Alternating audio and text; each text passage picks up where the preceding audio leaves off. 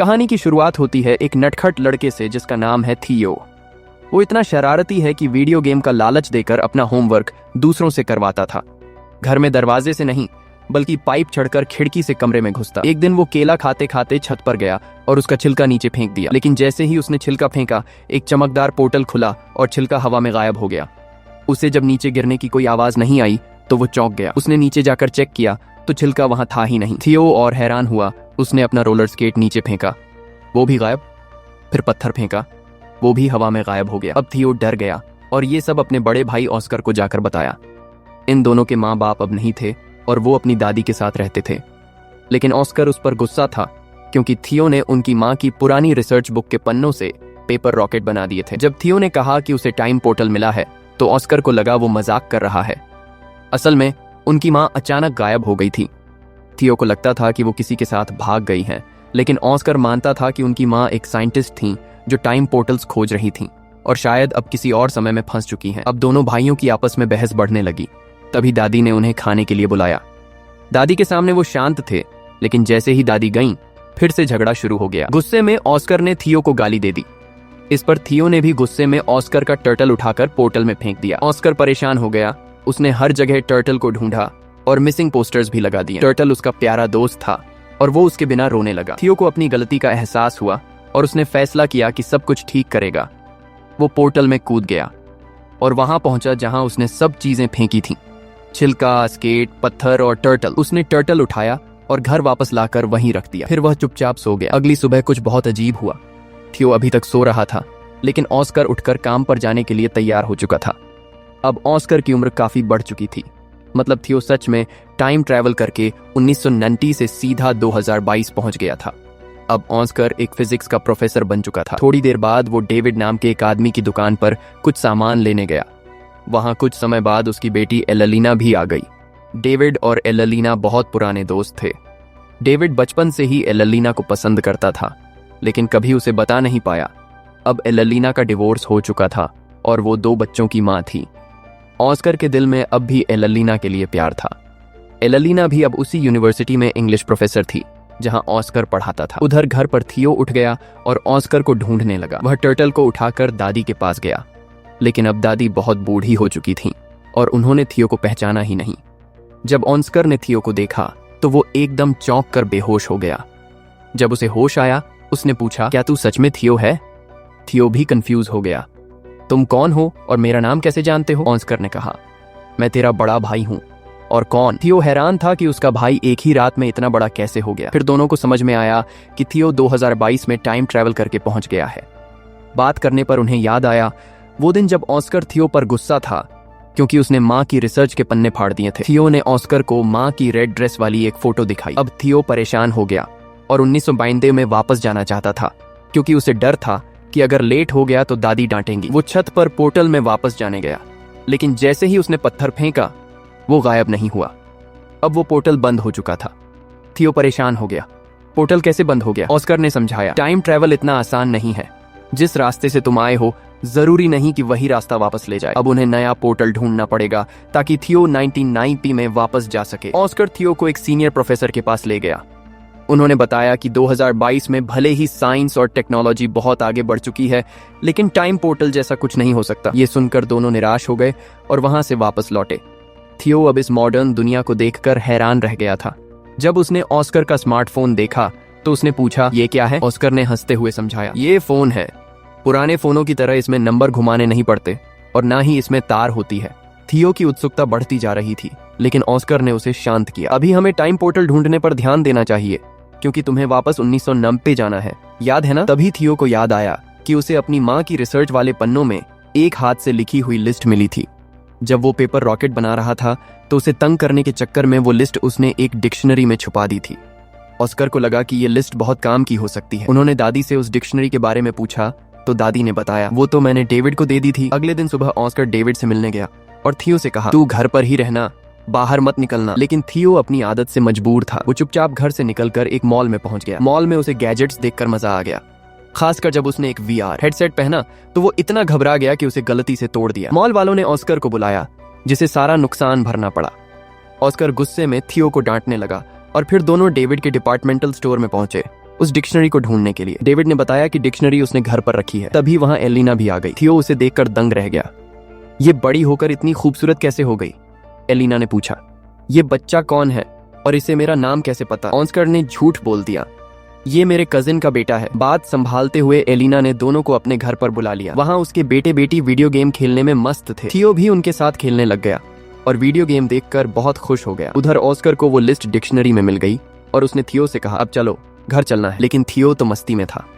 Elina ने कहा, थोड़ा खेलने दो, मैं इसे खुद घर छोड़ दूंगी। एलिना के बच्चे जब खेल रहे थे तो उन्होंने थियो का मजाक उड़ाना शुरू कर दिया, क्योंकि थियो को आज के वीडियो गेम्स की कोई समझ नहीं थी। ये बच्चे तो टाइम भी अलेक्सा से पूछते थे। वापस जाकर थियो और ऑस्कर काम पर लग गए। ऑस्कर थियो को छत पर ले गया और बताया कि उनके पास एक लिस्ट है जिसमें अलग अलग टाइम पोर्टल्स की जगहें लिखी हैं। अब दोनों ने उन जगहों पर चीजें फेंक फेंक कर पोर्टल ढूंढने की कोशिश की, लेकिन कुछ नहीं मिला।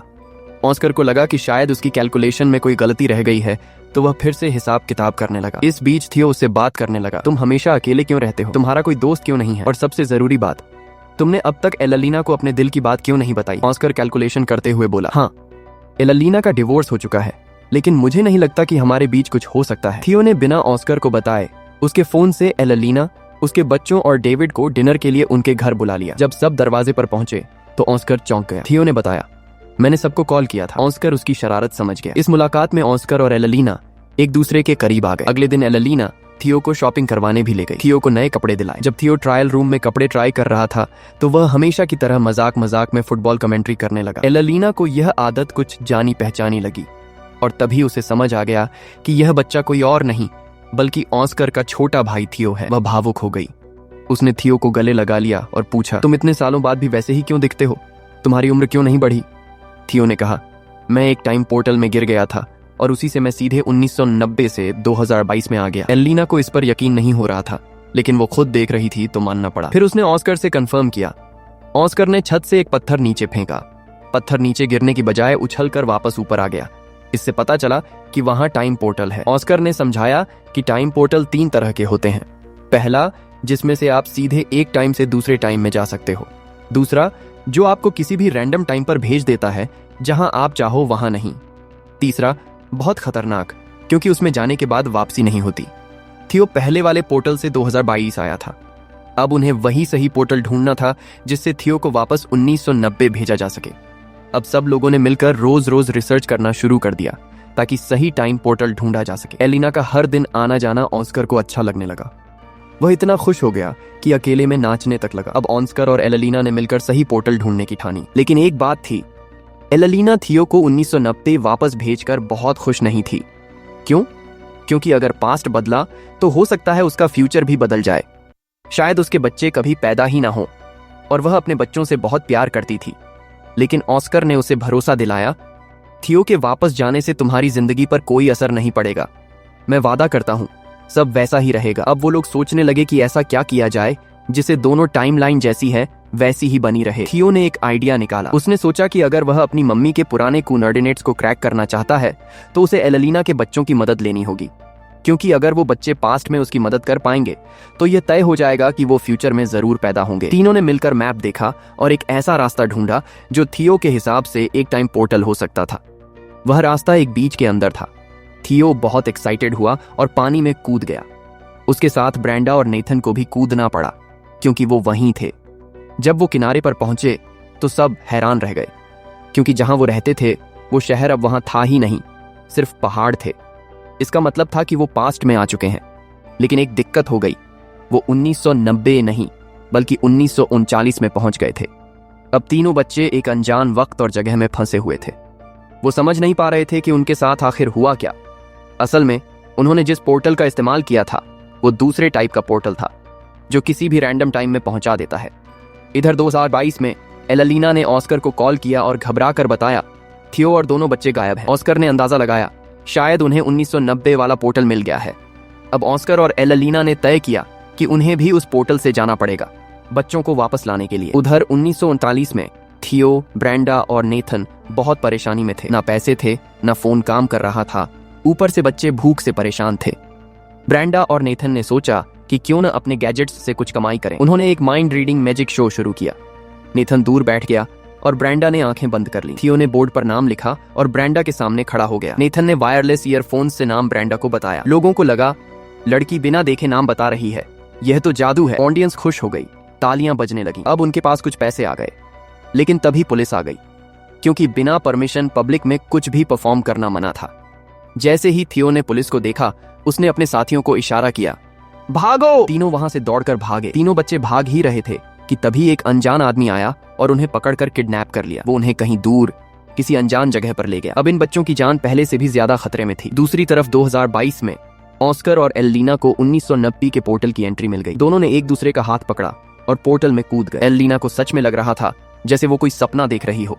वह टाइम ट्रैवल कर रही थी। 1990 में हर जगह थियो के मिसिंग पोस्टर लगे हुए थे। उधर 1939 में वो आदमी बच्चों को एक गैंग के पास ले गया जो सरकार के खिलाफ काम करती थी। गैंग का लीडर बोला, तुम इन बच्चों को यहाँ क्यों लाए? आदमी बोला, ये बच्चे गैंग का सीक्रेट कोड जानते हैं। थियो हैरान हुआ, कैसा कोड? आदमी बोला, जो सीटी की आवाज तुमने पुलिस से भागने के लिए बजाई थी, वही हमारी गैंग का कोड वर्ड है। थियो को समझ नहीं आया कि ये सब कैसे हो गया। वो बोला, मुझे तो ये सीटी दादी ने सिखाई थी। तभी गैंग में एक जवान औरत आई और वो कोई और नहीं, थियो की दादी थी। जब वो जवान थी, थियो एकदम चौंक गया। उसे अब समझ आ गया कि उसकी दादी कभी इसी गैंग की मेंबर रही होंगी और वहीं से उन्होंने वो सीटी सीखी थी। थियो ने किसी को नहीं बताया कि ये उसकी दादी हैं, वरना सब उसे पागल समझते। लेकिन वो खुद को रोक नहीं पाया और अपनी दादी को गले लगा लिया। गैंग भले ही सरकार के खिलाफ थी, लेकिन वो लोगों की भलाई के लिए काम करती थी, इसलिए उन्होंने बच्चों को कोई नुकसान नहीं पहुंचाया। और अब तीनों बच्चे कुछ समय के लिए वहां सेफ थे। दूसरी ओर 1990 में ऑस्कर और एलेना ऑस्कर के घर पहुंचे। उन्हें उम्मीद थी कि बच्चे वहां होंगे, लेकिन वहां कोई नहीं था। तभी किसी के आने की आहट सुनाई दी। दोनों जल्दी से कपबोर्ड के अंदर छिप गए। ये छोटा ऑस्कर था, थियो के गायब हो जाने से रो रहा था। फ्यूचर से आया ऑस्कर ये सब देखकर बहुत दुखी हुआ। अब वापस चलते हैं 1948 में। तीनों बच्चे अब धीरे धीरे उस गैंग की जिंदगी में ढलने लगे थे। उन्हें लगने लगा कि वो जिस पोर्टल से आए थे शायद उससे वापस नहीं जा सकते। थियो की जवान दादी भी वहां थी, तो थियो को खुद को ढालने में ज्यादा दिक्कत नहीं हो रही थी। एक दिन थियो ने दादी से कहा, चलो एक फोटो लेते हैं। फिर उसने फोटो लेने के बाद दादी से कहा, इस फोटो को संभाल कर रखना, जब आप बूढ़ी हो जाओ तब भी इसे फ्रेम करवा कर रखना। अब जब 1990 में दादी के कमरे में फोटो फ्रेम देखा गया तो उसमें अचानक बदलाव आ गया। अब उस फोटो में थियो, ब्रेंडा और नेथन भी थे। थियो ने 1939 में उस फोटो के पीछे टाइम पोर्टल के कोऑर्डिनेट्स भी लिख दिए, ताकि 1990 में मौजूद ऑस्कर और एलेना उसे देखकर समझ जाएं कि पोर्टल कहां है।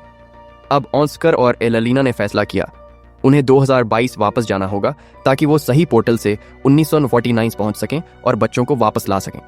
ऑस्कर और एलेना पहले 2022 वापस गए, फिर उन्होंने थियो के दिए हुए कोऑर्डिनेट्स का इस्तेमाल किया और 1949 में पहुंच गए। उधर 1939 में थियो ने गैंग के लोगों को बता दिया था कि उसका भाई ऑस्कर उसे लेने आने वाला है, तो गैंग के 2 लोग पहले से तैयार थे। जब उन्होंने दादी की सिखाई हुई सीटी बजाई तो थोड़ी ही देर में ऑस्कर ने भी वैसी ही सीटी का जवाब दिया। सीटी पहचानकर गैंग ने ऑस्कर और एलेना को अपने ठिकाने पर ले आया। जब एलेना ने अपने बच्चों को ठीक ठाक हालत में देखा, वो बहुत खुश हुई। लेकिन अब एक नई बात सामने आई, थियो अब वापस नहीं जाना चाहता था।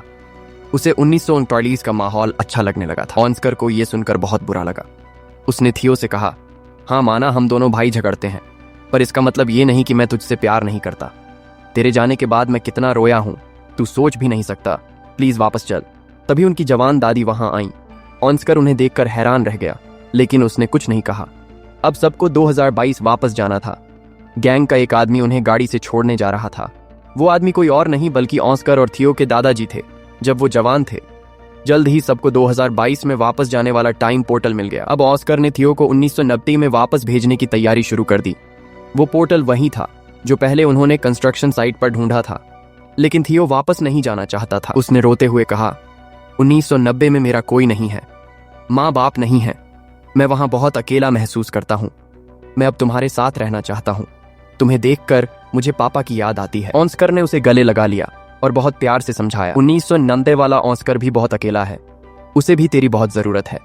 अगर तू अच्छे से रहेगा तो मैं वादा करता हूँ वो तेरा बहुत ध्यान रखेगा। ना चाहते हुए भी थियो ने 1990 में वापस जाने का फैसला कर लिया। जैसे ही वो वहां पहुंचा, ऑस्कर की खुशी का ठिकाना नहीं रहा। दादी ने भी थियो को बहुत प्यार दिया। जब दादी ने पूछा, तू कहां था इतने दिन, तो थियो ने एक झूठी कहानी सुना दी। मुझे एक गैंग ने किडनैप कर लिया था। अब थियो के जाने से फ्यूचर वाला ऑस्कर बहुत परेशान और उलझन में था। उसे यकीन होने लगा कि शायद उनकी माँ सच में उन्हें छोड़कर चली गई थी। गुस्से में आकर उसने माँ की सारी किताबें फेंकनी शुरू कर दी। लेकिन तभी थियो वहां पहुंचा और उसने अपने टाइम ट्रैवल की पूरी सच्चाई ऑस्कर को बता दी। उसने 2022 वाला फोन भी दिखाया। ऑस्कर को पूरी बात पर यकीन तो नहीं हुआ, लेकिन फोन देखकर वो कुछ भी कह नहीं पाया। अब दोनों भाइयों ने एक दूसरे से वादा किया कि वो अब कभी भी टाइम पोर्टल का इस्तेमाल नहीं करेंगे और अपने अभी के समय में खुश रहेंगे। अब 2022 में दोनों भाई साथ में रह रहे थे। एक दिन जैसे ही डोरबेल बजी, थियो ने ऑस्कर का मजाक उड़ाते हुए कहा, तेरी गर्लफ्रेंड एलेना आई होगी। थियो बोला, अब तो उसे अपने दिल की बात बता दे, उसका डिवोर्स भी हो गया है। फिर थियो ने कहा, मैंने जानबूझकर तुझे पहले ये सब नहीं बताया था, क्योंकि अगर मैं बता देता तो एलिना के बच्चे शायद पैदा ही नहीं होते और उसकी पूरी जिंदगी बदल जाती। पर अब सही टाइम है, बच्चे भी पैदा हो चुके हैं, डिवोर्स भी हो चुका है। ऑस्कर ने जैसे ही दरवाजा खोला, बाहर एलेना खड़ी थी और अब लग रहा था कि उनकी जिंदगी को एक नया मोड़ मिलने वाला है। अब कहानी के आखिरी सीन में हमें बहुत पुराने समय का दृश्य दिखाया जाता है। एक टाइम पोर्टल खुलता है और उसमें से एक औरत बाहर निकलती है। ये वक्त इतना पुराना है कि यहाँ के लोगों को साइंस के बारे में कुछ भी नहीं पता। ये औरत कोई और नहीं बल्कि थियो और ऑस्कर की माँ है। दिखाया जाता है कि वो एक साइंटिस्ट है और अब वह लोगों को साइंस पढ़ाना शुरू करती है, जिससे फ्यूचर में बहुत बड़ा बदलाव आ सकता है। और यहीं पर कहानी खत्म होती है।